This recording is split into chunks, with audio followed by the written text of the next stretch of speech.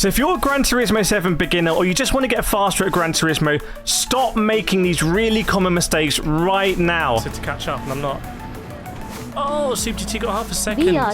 In this video, I'm going to let you know how to fix so quickly mistakes I see so many people doing that cost so much time. Look at this. 5 wide. You're not going to believe how much time this is going to save, and trust me, I've been doing Gran Turismo, streaming it, making videos for years and years and years now, and even I've made all these mistakes. We're going to start with tyres. There's a mistake already going on here that you might not notice, and tyres are so critical in Gran Turismo 7. In fact, I've even modded the game to report back to me the exact tyre temperatures so I can see what's going on. But I'm going to let you know about the basics here, because even if I'm the fastest driver in the world and I set an incredible time here, it's not going to be competitive. Why? Because I'm on the intermediate tyres, and it's actually pre-selected that for me here. So if I go into the menu here, I'm going to show you, even though it cannot rain at Daytona, and this is qualifying for Daily Race C, which is quite an important race, we're going to cover multiplayer and single player in this video. You can see here in the car settings, it's applied intermediate tyres, because that's what I had in the garage. So please, please, please, every time you enter a race, the game is not going to fix it for you. You have to actually check what are the requirements. And I'm going to let you know what the requirements are, and also you get a 1-minute penalty if you don't do it properly, by the way. So now we're on racing medium tyres. We're going to have so much more grip available. I can already feel it through the force feedback. Now, something I want to let you know about while I've got these tyres on is if you think, and this is not the right corner to do it, but if you think in some corners it's going to be helpful to sort of dip a wheel on the grass, maybe make a little bit of a shortcut, even if it's not a track penalty, that is going to cause your tyres to get dirty. And you can see it especially in Formula tyres, actually how dirty the tyres get and how long it takes to clean off. It is going to slow you down.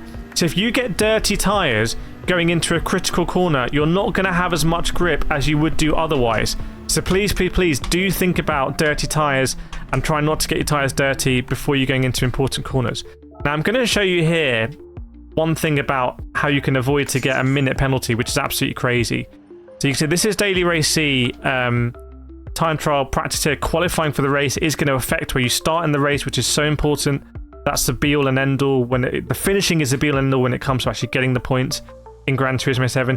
And you can see here usable tyres and types, racing mediums. But again, if I go to my car settings, it's reverted back to intermediate. So obviously Gran Turismo should have fixed that in the last few years, but they haven't, so you need to know. Now, if this was going to be a race that said racing medium and racing hard tyres, for example, and they were both required, you would need to do a pit stop in that race and make sure that you use both compounds in the race. I see so many drivers not reading that, not doing it. What happens if you don't?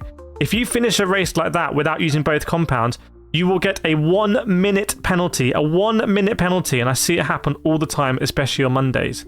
Now, there's another consideration there, because if you're able to use racing mediums and racing hards in the race, and you have to use both, you can choose either one of those to qualify on. Now, obviously, you want to use the softer compound. It'll be a bit faster in qualifying. So I see a lot of people qualifying on the harder tyre. Don't do that. Qualify on the softest tyre.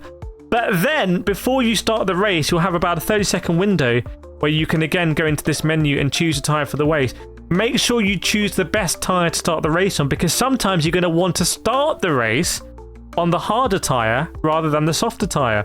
For strategy reasons, you might want to go really long into the race and then change on the last lap or something like that.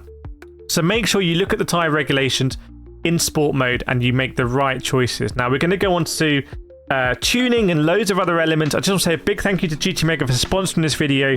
If you want to check out sim rigs, go to gtmega.com. This is the Prime you can see here I'm using. Use my code Kireth5 at gtmega.com.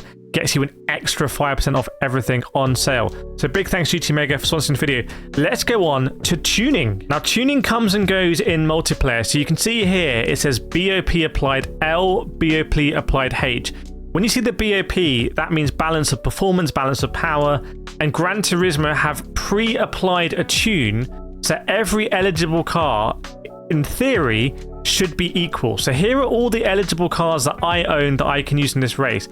Now, they're not all equal, okay? I just want to say that from the outset, because if you go to the qualifying time rankings here, you'll see it's clearly the Supra that is the fastest car. So when you're doing on, someone's managed to do it in a Genesis here, well done. So when you're looking at a race online, go check out the top times in the world, the global ranking, and just see what everyone's using. But then bear in mind that that might be an awkward car to drive. And if you're a B or a C or a D driver, you might really not want to be using that car at all. And that's where tuning can come in quite helpful when it's open tuning races. So to really do your tuning, you want to go to the garage. And if I go here, I'll show you where it is. Special gifts are waiting for me just because I'm a special guy. Letting you know all these tips. And by the way, if you want more specific driving tips and a much longer format, not on YouTube exclusive, go to my GT7 Beginner Masterclass, www.getfasteronline. It's $9.99, not seen on YouTube. Amazing, people love it, makes them faster, so go check that out. So here's a tuning sheet you can see here. I already actually have a separate tuning sheet. I'm not really sure what I changed on it. I changed just the toe angle a little bit. And this is actually what I wanted to say when it comes to tuning. When it comes to tuning, you should really try and tune just one or two things at a time to understand what the car's doing. Now, tuning is difficult. I have to say Gran Turismo does a pretty good job of presenting the tuning compared to something, say, like iRacing or maybe even ACC. It's pretty self-explanatory here, kind of what is going to happen. There's not too many things to change. And there are places actually where you can get information about what these things actually do as well. I have a tuning guide on my website, www.sim.doctor, the G7 tuning guide. But make sure you kind of, when you're tuning, you're not tuning everything at the same time. For example, if you have a car that's really oversteery on the power, like you put the throttle down and it's a rear-wheel drive car and the rear wheels are spinning up, there are some changes you can make to these settings here that will massively help that if you have a diff in there or the LSD. So tuning, important, don't change everything. Okay, let's get into driving now. And you can see here, we're in the Peugeot RC Group 3. This is a car that I drive in real life, by the way, which is pretty cool to drive it in the game as well. But I'm going to let you know, first of all, about shifting. So you can see at the bottom here, we've got this nice big rev bar that you can see. You don't actually get that in VR. Hello to my PSVR 2 friends, but you do get it in 2D. And you can see it goes a nice shade of purple when you're ready to shift up. Now, some cars are a little bit different. For example, you know, obvious cars like the Bugatti Veyron, people will know. Also the Chevrolet C7 Group 3. Those cars you'll want to ideally short shift. But I know a car like this, you want to hit near the red line. Now, there's two things you want to avoid. You don't want to hit the red line, because if you hit that, you're going to have a power loss. I'll show you. You see that? So you want to avoid that. And you don't want to shift too early like this in a lot of cases, unless you're doing it because of the confines of the track, because you're not going to be getting the maximum power out of the car. I'm going to show you a little cool graph in a second. But firstly, I need to actually hit a straight. It's such a tight and twisty track, this, for a Group 3 car. Shifting there. Obviously, if you're doing automatic gears, don't need to worry about this. And automatic gears, to be honest, are not a lot slower. So, you know, if anyone's saying to you, oh, you're not a real sim driver if you're using automatic gears, absolute rubbish.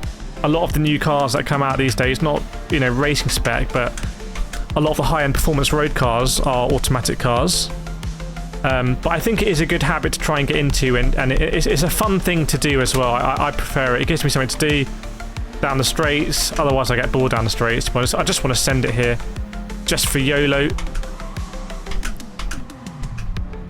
Look at that, absolutely clean move. So what I want to show you here is a little graph you can actually see that shows you like torque. So if I go into car settings, if I remember, where do I find my... Here we go, output adjustment. So you can see here, this is showing BHP against revs going through the gearbox.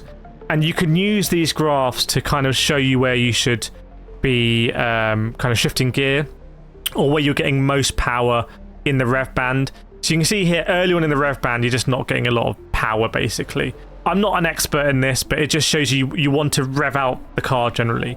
This will look different, I think, in the Bugatti and a Corvette C7. Now, I just wanted to say something for the collectors, because I love the collecting community, I love the livery community, I love the Scapes community in Gran Turismo 7. And if you're a collector, and this is a massive part of the game that sort of esports sweats are going to miss out on, But you can see these cars here have a little invitation above them. And that's because you cannot buy every car in Gran Turismo 7 with credits. Like, I have 5 million credits right now, which is amazing. Usually I'm absolutely broke. And I actually have enough credits to pay for the Vulcan, the Aston Martin Vulcan here. You know, amazing to have the Vulcan and the Valkyrie in GT7. But interestingly, I cannot buy it. If I go here and say purchase, nothing happens.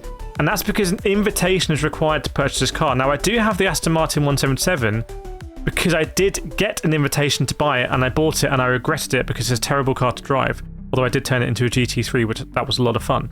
So you need to get invitations in order to complete the game from a collection perspective, which can get a little bit grindy. Now, you can win roulette tickets that will, you know, come up with the invitation if you're lucky. They do expire. They do expire, by the way. So you can see here, I earn loads of tickets and I don't redeem them all the time, and they actually do expire. You do win other prizes as well. Here I've won a Mercedes AMG, and here this is a roulette ticket that's no longer available.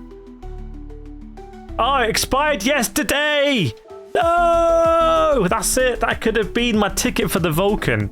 So that's something that's really important. Don't be an idiot like me and let your roulette tickets expire. But if you do want to get faster, like I said, what you should do right now is go to www.getfasteronline.com. Go check out the beginner masterclass. If you've got $10 and you think it might be worth it, I would say give it a shot. A lot of people really enjoy it. These are a lot of beginner mistakes people make across Gran Turismo 7. Really hope you've enjoyed it. Please do subscribe, and I will see you next time.